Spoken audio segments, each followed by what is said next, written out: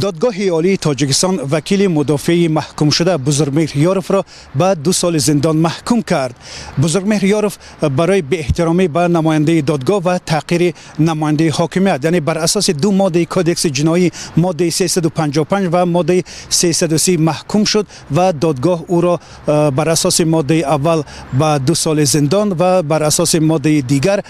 به 1 سال برای کارهای اصلاحی محکوم کرد و به همین ترتیب سال مجازات بزرگمهر یاروف از 23 سال به 25 سال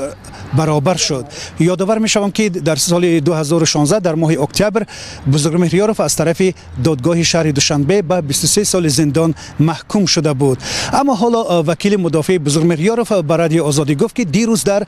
بازداشتگاه موقتی حکم دادگاهی بزرگمهر یاروف خوانده شد و در اونجا این حکم برای او تعیین کرده شد. اما وکیل مدافع بزرگمهر یاروف میگوید که وی در جریان این مرافعه شرکت نداشت و نزدیکان بزرگمهر یاروف، مادر، همسر و برادرانش نیز در اینجا حضور نداشتند و در غیب آنها این حکم اعلام کرده شد. عیبدار کننده دولتی یا نماینده دادستانی در مرافعه روز 13 مارس سال روان به وکیل زندانی بزرگمهر یاروف 2 سال دیگری حبس طلب کرده بود. رستم تقدیرزاده مفتش دادستانی کل و اسام‌الدین باباخانزاده دادرس دادگاه شهر دوشنبه قرائت رباعی با این 2 نادان چنان میدانند ابوال ابن سینا را از طرف بزرگمهر یاروف در مرافعه‌های پیشینش همچون تحقیر در شأن خود دانسته به دادستانی کل شکایت برده بودند. در نسبت این حکم بزرگمهر یاروف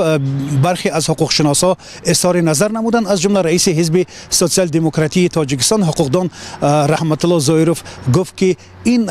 حکم‌های پی در پی دادگاه عالی در نسبت بزرگمهر یاروف یک فشار بالای سیستم ادوکاتوری تاجیکستان خواهد بود. اما با این حکم‌ها نیز پرونده جنایی در نسبت بزرگمهر یاروف همچنان ادامه دارد و حالا از جانب دادگاه عالی تاجیکستان بر اساس ماده 247 قلابی در بازداشتگاه موقتی وزارت عدلیه تاجیکستان مرافع بزرگمهر یاروف ادامه دارد و ما نمی‌دانیم که باز اون به چند سال دیگر محکوم خواهد شد.